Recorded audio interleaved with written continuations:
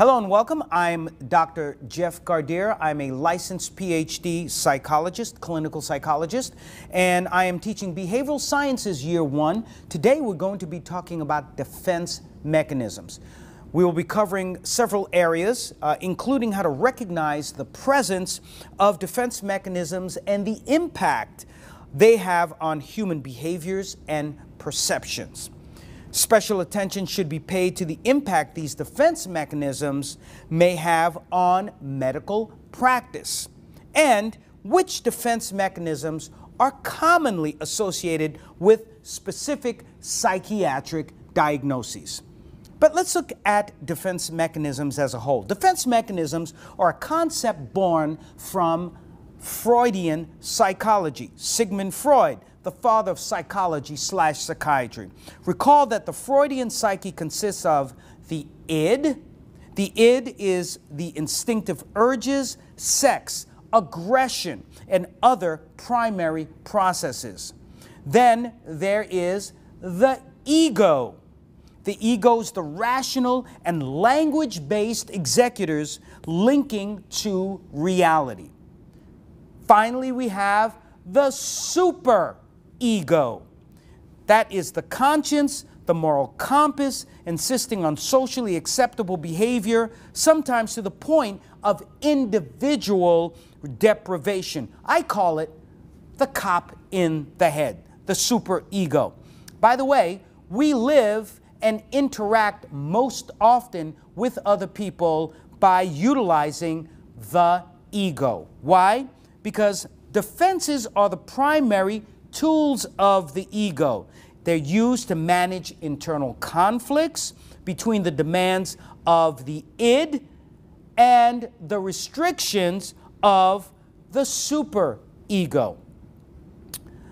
As well, we know the ego wards off anxiety and controls instinctive urges and unpleasant emotions. And that is the primary job of defense mechanisms and why they are part of the ego. Let's now address the properties of defense mechanisms. For one, all defenses should be unconscious or subconscious. Secondly, defenses change over time as life changes, as situations change, as we mature, or as situations resolve themselves. Third, defenses are adaptive as well as pathologic. We all use defenses all the time. That is part of our lives. That is how we think. They are the way that we cope with situations that may be difficult for us to deal with. However, we do know that psychopathology is an issue of intensity and extent. Psychopathology equals too much all at once or for too extended a period of time. So the key issue in psychopathology is the degree to which the use of defense mechanisms is disruptive of a person's ability to deal with the world around him or her. In other words, when we're looking at defense mechanisms, if we use them and then eventually change to other defense mechanisms that are more appropriate or other coping strategies, then that's healthy, especially if the defenses that we use for whatever situation are used for a limited amount of time or not too intense. However, if we become stuck in a certain defense mechanism, we use it, it becomes our primary way of behaving, our primary way of interpreting and processing information, then now it becomes pathological. And once again, let me say that the defense mechanisms are generated from the ego. There are 4 clusters of defenses. They include narcissistic defenses, immature defenses, anxiety defenses, and what's known as mature defenses. But let's start with narcissistic defenses. Within the narcissistic defenses, we see something called projection. This is where a person attributes his or her own wishes, desires, thoughts, or emotions to someone else. Internal states are perceived as part of someone else or of the world in general. I like to call it, "it's not me, it's him" defense. Here are some examples. A man who has committed adultery becomes convinced that his wife is having an affair even though there's no evidence of it. A girl talks about her doll as having certain feelings, which are really what the girl herself feels, so she projects it onto the doll. A physician believes that the nursing staff is uncomfortable talking to him, when in fact he's uncomfortable talking to them.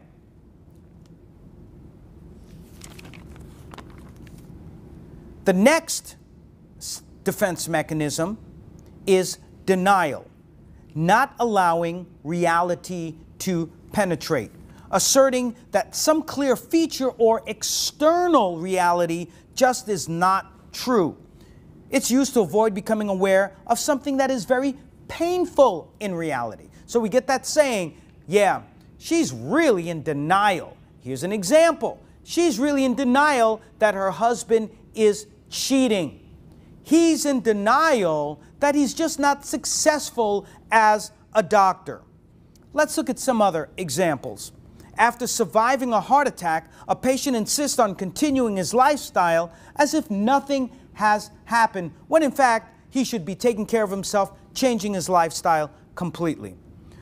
A child who is abused insists that she has been treated well. A woman prepares dinner for her husband, expecting him to come home, even though he died a month earlier. Often the first response to bad news, such as the impending death of a loved one or even oneself, brings in this whole defense of denial. We know substance abusers are often in denial, claiming that they are not addicted and do not have a problem in the face of clearly dysfunctional or dangerous behaviors. Next, we have splitting. This is where people and things in the world as perceived as either all bad or all good, such as God, the devil. God is all good, devil is all bad, just so you know. The world is pictured in extreme terms rather than a more realistic blend of good and bad qualities. So splitting is something that is used to simplify things because the person just cannot integrate all of these different facets. Their ego just cannot do that. So we have this very simplistic black and white thinking. Here are some examples. A person says, you know what, this doctor over here, this one over here, yeah, that one there is a miracle worker. But that doctor over there, yeah, that one over there is totally incompetent.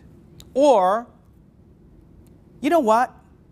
He's just so perfect and just so wonderful, says a teenage girl who's in love, even though there are 10 other teenage girls who say, you know, that guy is really a louse. He's really a creep. He's cheating on her.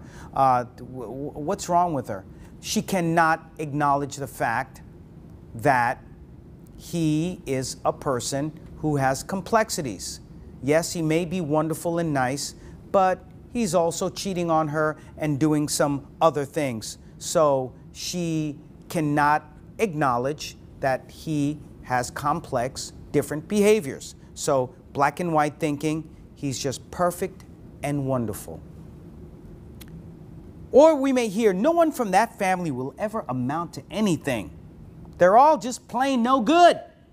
Well, again, that is someone who may see a family that is complex. Some of the folks are really nice, some are not so nice, and there's a mixture of all of that. And for some reason, it's just too much work psychically, emotionally for them to acknowledge that. So therefore, it's easy for them to get into this splitting. Or we know, for example, with the Anthony Weiner situation, former congressman, there was a form of splitting going on there where everyone felt that Either he was all good and had his supporters, and other people felt he was the devil incarnate because of what he did on the internet. There just weren't enough people who felt, you know what, this guy's a good congressman, seems to be a nice guy, seems to love his wife, but he also has this problem with internet addiction and so on. So we saw the splitting going on there. We also know, by the way, that borderline personalities use splitting and vacillate between seeing individuals in the world as all good or all bad. And we'll talk about that when we get to issues of personality disorders. Also, people of prejudice are into stereotypes, and all of that also comes from the result of splitting.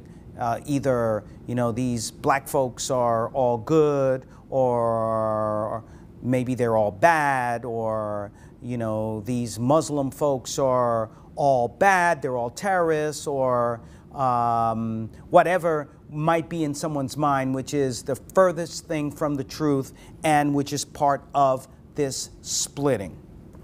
Now, let's look at immature defenses of the four types of, or the four clusters of defenses. Now, the immature defense clusters include blocking, regression, somatization, and introjection. So let's take them one at a time.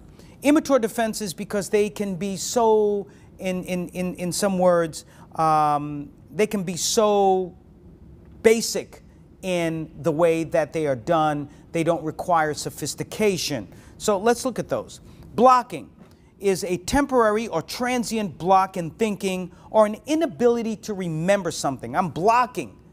Well, sometimes we block because we just cannot acknowledge or want to acknowledge something that might be painful. So we block it out of our minds.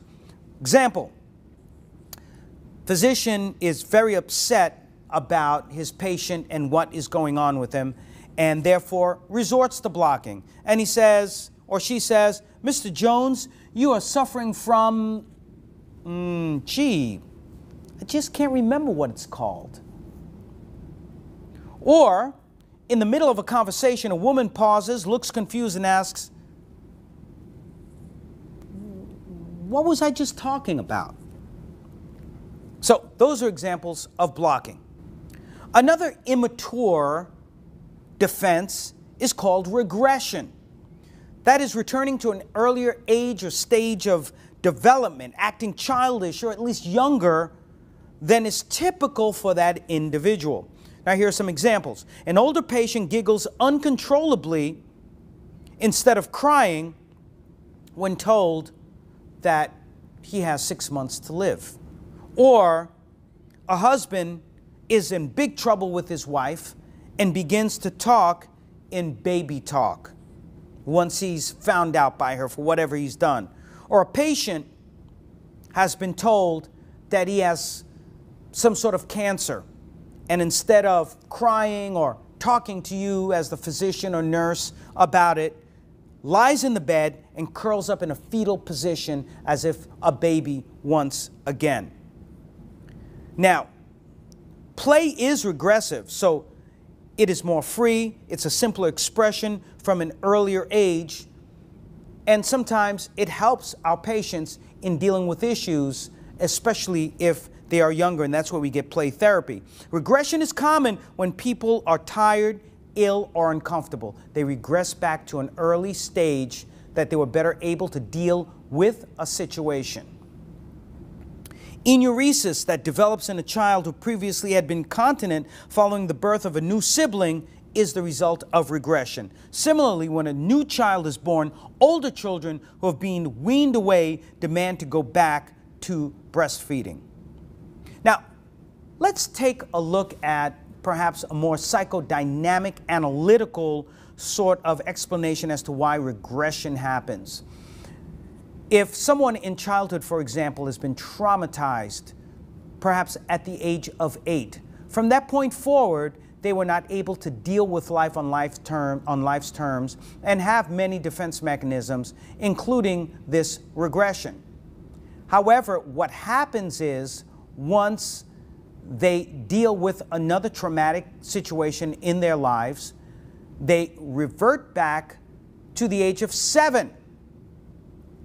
The year before they were traumatized, the year that they were healthier, the year that they were able to deal with situations in a much healthier fashion. So when, again, they are dealing with a situation, a traumatic situation, then they regress back to a time before they were traumatized, when they were healthier, where they can deal with that situation. So that's another way to look at regression. Somatization. Psychic derivatives are converted into bodily symptoms. Feelings are manifest as physical symptoms rather than psychological distress. In other words, a choice is made, a subconscious choice is made that I'd rather deal with thinking I have a physical problem, a physical illness, than taking a look at the fact that there are some very disturbing underlying emotional things that are taking place with me. So, and sometimes it doesn't have to be that serious, as we can see with perhaps an example of getting a headache while taking an exam. So you don't want to deal with the fact that you may be unprepared or nervous about that exam. You don't want to admit that to yourself, so it comes across as a headache. Feeling queasy and nauseated before asking someone out on a date. Developing a ringing in the ears while making a presentation for grand rounds. Or as the song goes, you can ring my bell. Little humor thrown in there. Let me keep my day job as a lecturer. Extreme forms of somatization are diagnosed as somatoform disorders. And we'll talk about that when we talk about the DSM. Symptoms created are physically real and not merely imagined, by the way. Another immature defense is introjection, better known as identification. Features of external world or persons are taken in and made part of the self. It's the opposite of projection. Now, here are some examples. A resident dresses and acts like an attending physician. This is a form of introjection identification. Now, by the way, if this was a conscious choice by the part of the resident, what would we call this? Brown-nosing. Okay. A child scolds herself out loud in the same manner that her mother scolded her the day before. A teenager adopts the style and mannerisms of a rock star, but again, subconsciously, okay? Because if they did it consciously, then what would we call that person? A geek. Okay. So the point to be made here is when you're identifying with others and it is done unconsciously, then this is introjection. However, if you do it consciously, then it's labeled imitation. Okay? Some other quick facts about introjection. The superego is formed in part by the introjection of the same gender parent as a resolution to the Oedipal crisis, and we can discuss this in the classroom. Introjection is why children act like their parents. For example, someone may say, I always swore that I would treat my children differently, yet there I was saying the same things to my children that my mother always used to say to me. Or, my favorite, you know what? I went to sleep the other night, I woke up and bam, all of a sudden I realized that I was my parent. Patients in psychotherapy gain a different, hopefully healthier sense of self, in part by introjecting their therapist. In other words, they learn from that therapist. They emulate a lot of the therapist's own problem-solving behaviors. My patients, not so sure, especially with the kind of jokes that I make. No, I'm a good therapist, really. Okay. The next cluster of self-defenses are the anxiety defenses, and there are many of those, including displacement, repression, isolation of affect, intellectualization, acting out, rationalization, reaction formation, undoing, passive-aggressive, dissociation. A lot of them here, so let's go ahead and quickly go through them. First off, in the anxiety defenses, we see something called displacement. This is changing the target of an emotion or drive while the person having the feeling remains the same. Quite simply, they cannot confront that other person for whatever reason and therefore may take it out on an object or take it out on usually another person. Now, here are some examples. A man who's angry at his boss pounds on his desk rather than telling his boss what he really thinks about him. Because if he tells his boss that he thinks he's a low-down, rotten snake, he's going to end up getting fired. So better off that he pound on the desk. An attending physician scolds a resident, and I know you've experienced this one before, and then the resident, who can't say anything to the attending physician, turns around and later expresses his anger by yelling at a medical or nursing student. Or a married man who is sexually aroused by another woman he meets goes home and makes love to his wife. Now, this may not be too bad, okay, because you're not supposed to be with that other woman, so why not take that psychic energy and devote it towards your wife? If you're doing it all the time, it may be a bit of a problem, especially if you call her by this other woman's name. So that's why I always tell my patients, you know, when you're dealing with love, don't call that person by their name, call them honey. This way you don't mess up.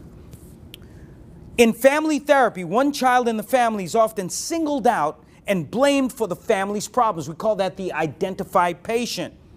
Why? Because the family can't look at themselves as to what they contribute to this dysfunctional home, this destructive home. They can't look at their own issues. So the identified patient is the one now who is having all the problems, is the cause of all the problems, and everyone buys into it. Even the identified patient who ends up getting secondary gain from it by getting all of this attention. Displacement, by the way, often runs downhill. So what do we mean by that? From higher to lower in a power hierarchy. So let's take a look at, I'm with my boss. My boss screams at me. I can't scream back at my boss, so I scream at the person who works under me, and then I end up going home and end up screaming at my partner, and then I end up screaming at the kids. So it's downhill a process, or it's a situation of where a lot of that then is a lot of that acting out is against anyone that happens to come into my space because I'm so upset with what happened with my boss. But anyone who comes into my space does not have the power of my boss, and that's why all of a sudden I'm so big and bad and brave and I can yell at everybody else but not my boss. Another immature defense is that called repression. Okay, what do we see here? Well, with repression, it's an idea of feeling is eliminated from consciousness, obliterated from consciousness. Note that the contact may once have been known, but now has become inaccessible. This is repression. Example, a child who was abused by her mother now has no memory of any mistreatment by her mother. A man who survived 6 months in a concentration camp cannot recall anything about his life during that period of time. Now, the content usually is not recoverable without some sort of a trauma. Something happened where all of a sudden they're like, oh my God, this has triggered all of these repressed memories that I've had. We've talked about repressed memories in life before. This has been discussed, I'm sure, with you. You've seen it in the media quite often. Or as part of that, the repressed memories that come out through some sort of trauma, psychoanalysis, or maybe even something that is much quicker, we call it hypnosis. Now, repression is differentiated from denial in that the reality was once accepted but is now discarded. Okay, so let's make that point again. Next, we have isolation of affect. What do we see here? Reality is accepted, but without the expected human emotional response to that reality. Separation of an idea from the affect. It's the yin without the yang, the huckle without the berry, if you will. A child who's been beaten discusses the beatings without any display of emotions. A physician informs a patient of his poor prognosis in the bland, matter-of-fact kind of tone. Sort of like a Ben Stein kind of tone. A patient who's had a finger severed in an accident describes the incident to his physician without any emotional reaction. Yes, my finger was cut off. Tremendous amount of physical pain. But what about the emotional pain? You just lost a finger. Facts without feelings. That's what we call it. Next, intellectualization. Affect is stripped away and, in this case, replaced by an excessive use of the intellectual processes. Cognition replaces affect in this particular self-defense mechanism. So, here are examples. Guy sitting there with the doctor says to the doctor, "Notice how the bone is protruding from my leg. It's interesting to contemplate the physics that allows such an event to happen. You can intellectualize all you want, but there's a bone hanging outside of your leg." A physician tells a patient about his poor prognosis and talks a great deal about the technical aspects by which the prognosis was derived. We call him Dr. Robot. Very intellectual. Call it the Spock effect. Intellect in place of emotion. A boy is about to ask a girl out on a date for the first time, talks with his friend about the importance of mating rituals for the long-term survival of the species and the mechanisms by which societies arrange for these rituals.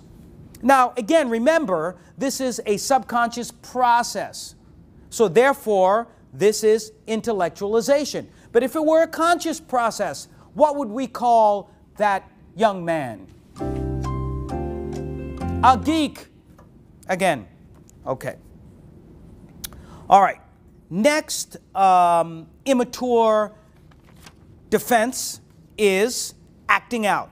Massive emotional behavioral outbursts to cover up underlying feelings or ideas. Strong actions or emotions to cover up unacceptable emotions.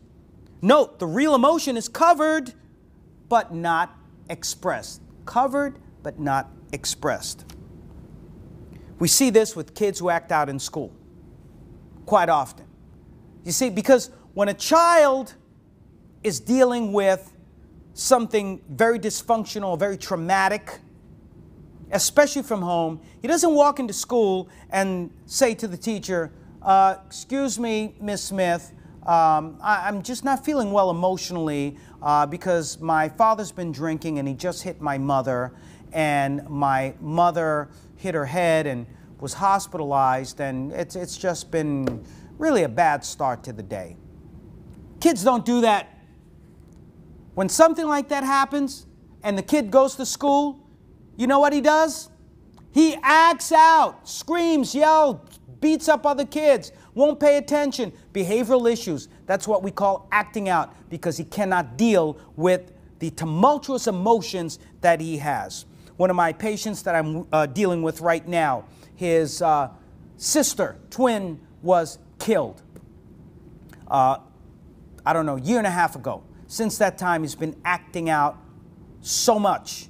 Acting out in school, acting out behaviorally, acting out academically, just not doing well because it is difficult for him to talk about his feelings. He's doing better now that he's able to talk, and the more he's able to verbalize, the more he's able to deal with these feelings, the less acting out that we see. That psychic energy has to go somewhere. You keep it inside, it just comes out.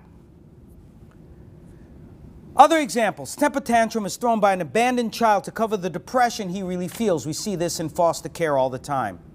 Person, you ever see this in the movies or in the cartoons? Person walking down, through the forest. It's really dark, scared to death, doesn't know what to do, and he's just whistling.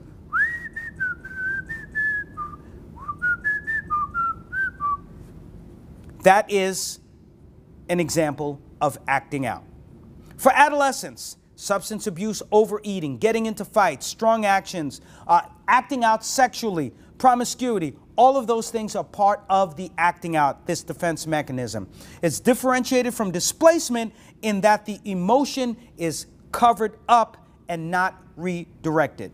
It's common in borderline and antisocial personality disorders, by the way. The next immature defense is called rationalization. Rational explanations are used to justify attitudes, beliefs, behaviors that are unacceptable. Here are some examples. Yes, I believe killing is wrong, but I killed him because he really deserved it. Or, yes, as a vampire, the vampire Lestat, I do suck blood, but only of hardened criminals. No, Lestat, you're not supposed to suck other people's blood. I mean, we know you're a vampire, but it's not acceptable even if you just suck the blood of criminals. A man who is unfaithful to his wife tells himself that this liaison will actually make him appreciate his wife more. I did a piece on TV on AshleyMadison.com. Do you know that website? AshleyMadison.com. You should know about AshleyMadison.com. If you said yes, shame on you, you shouldn't know. Well, Ashley Madison, unless you saw it in the news or saw my piece on it, AshleyMadison.com is a website that is set up for people who are in committed relationships to go out and have affairs, or to have an affair if you're single with someone who is married or in a committed relationship. So it's set up for cheating. So when they interviewed many of, in this case, the women who had 15, 20 partners outside of their marriages and their husbands knew nothing about it, they asked these women, well, why did you do it? And their response was a rationalization. It made my marriage better. I appreciated my husband better. Variety may be the spice of life, but vice is really nice too. That's a rationalization. A young single woman tells herself that engaging in oral sex with a married man is not the same thing as having a sexual relationship with him. It's not really sex. Reaction formation. An unacceptable impulse is transformed into its opposite, a global reversal in which love is expressed as hate, for example, or vice versa. Here are a few examples. A student who always wanted to be a physician expresses relief after not being accepted into medical school and says, "This is the best news I've ever heard." Never wanted to be a physician anyway. A teenage boy, intrigued by dirty pictures, organizes an anti-pornography campaign. Guess that's one way to deal with that. Or my favorite, the politicians who say that homosexuality is wrong, there shouldn't be same-sex marriages, on and on and on. They shouldn't, homosexuals shouldn't be allowed to be married. Now we're learning that, of course, and we're finding that many states are passing same-sex marriage laws, and thank goodness for that, finally. They say they shouldn't get the rights of heterosexuals. These homosexuals should not get insurance benefits and so on. And then we find out that same politician who is legislating morality and railing against homosexuals actually had call boys in his office and was going after the male pages, and he was involved in several homosexual affairs. Pastors, religious officials, homosexuality is a sin.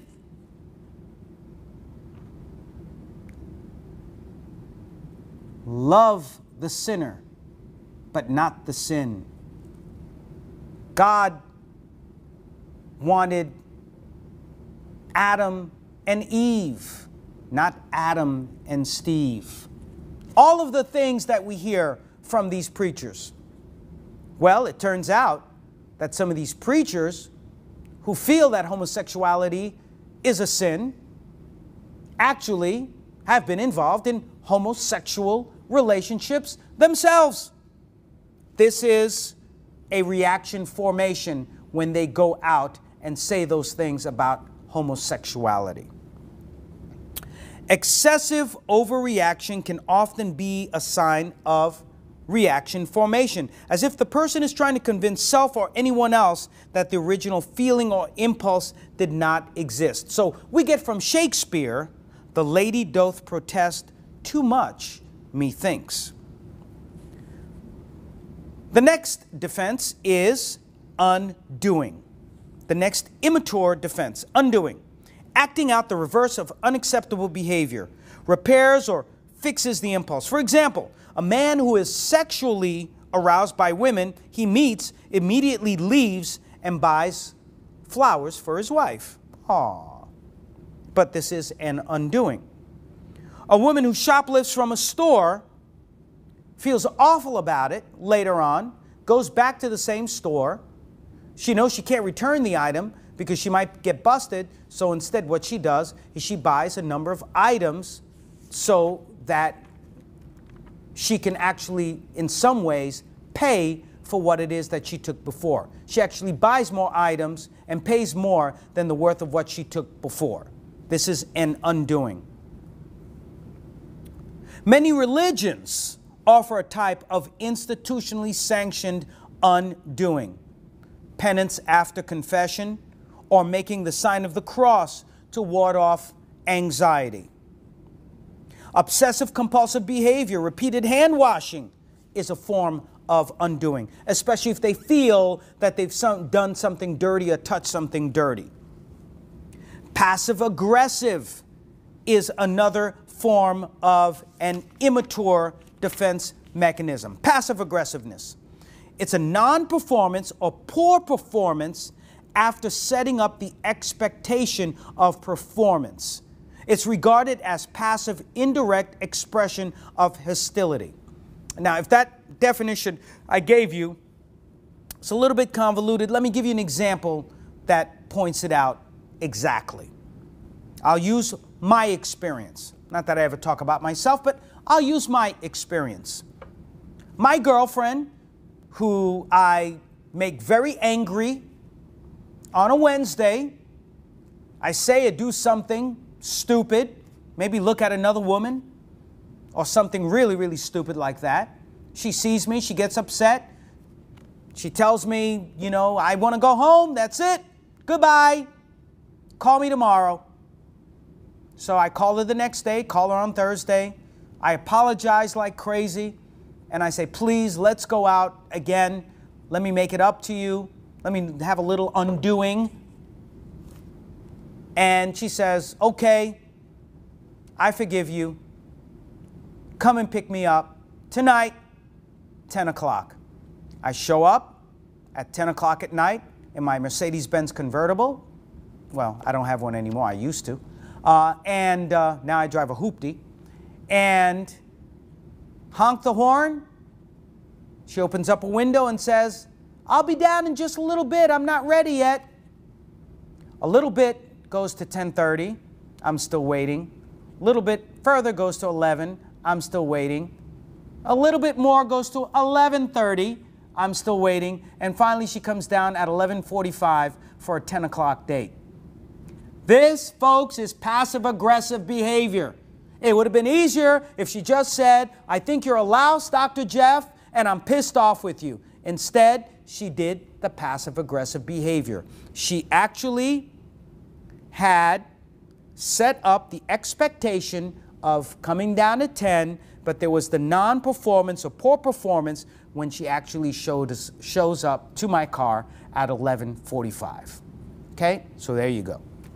Good example? I think so. The last immature self-defense mechanism is dissociation. Here, a person separates themselves from one's experience, usually a traumatic experience, the third person rather than the first person experience. The facts of the events are accepted. They accept that it's going on, but the self is protected from the full emotional impact of that experience. A prime example, we see it all the time. You'll see this in the emergency room.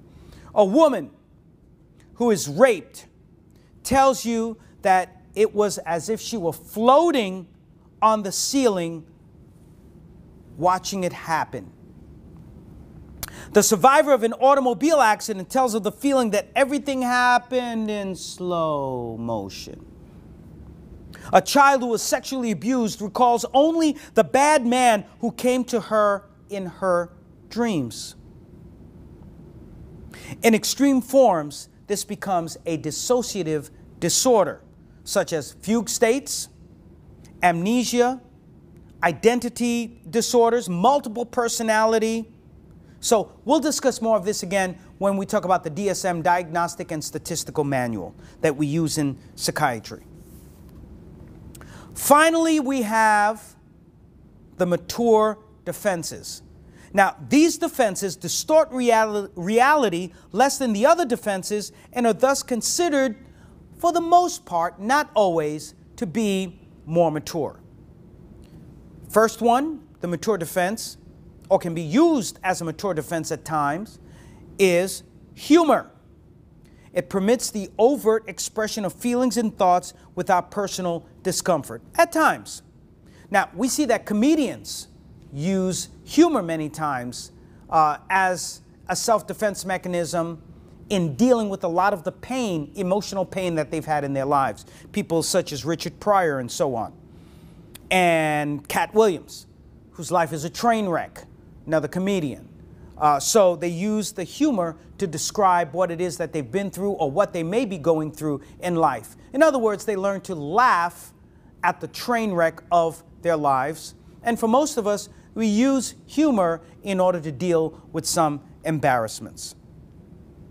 Now, sometimes it's not always a very mature kind of self-defense, especially when a man laughs when he's told he's going to be fired. This is his way of dealing with it. He can laugh. It softens the blow for him a little bit, but it's not the most mature way to deal with the news of about to being fired.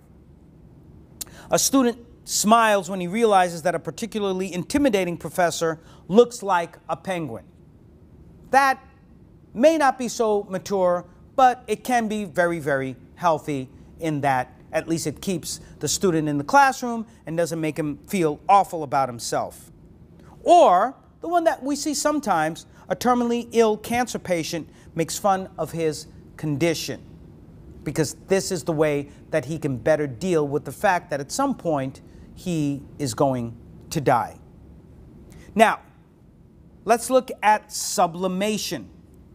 Impulse gratification by channeling the unacceptable or unattainable impulse into a socially acceptable direction. The unacceptable, unattainable impulse becomes the motive force for social benefit or some other benefit. Examples. Dante wrote his classic, The Inferno, as an outlet for his adoration of the woman Beatrice. An executive who's attracted to a female associate becomes her mentor and advisor. Or a married man who meets a young woman or a woman that he likes because he's married. He may have ethics, knows he cannot be with her, or he's single and she's married and he knows he can't be with her. They become best buds. A patient with exhibitionist fantasies becomes a stripper. Or, as we know, much art and literature spring from sublimation, the sublimation of pain in many ways. It's considered by some to be the most mature defense mechanism that is out there. Finally, suppression. It's a conscious decision to postpone attention to an impulse or conflict. It's a conscious setup, but yet there is an unconscious follow-through. The suppressed content temporarily resides within the subconscious. So, here are some examples. A student decides to forget about a pending exam to go out and have a good time for the evening. A woman who's afraid of heights ignores the drop of the cliff to appreciate the beautiful vista. A terminally ill cancer patient puts aside his anxiety and enjoys a family gathering. So, unlike repression, we can say suppressed content is recalled with the right cue or stimulus, and that is why suppression is different from repression. Okay, so that concludes our lecture on defense mechanisms. Once again, I'm psychologist Dr. Jeffrey Gardere. Thank you for joining me.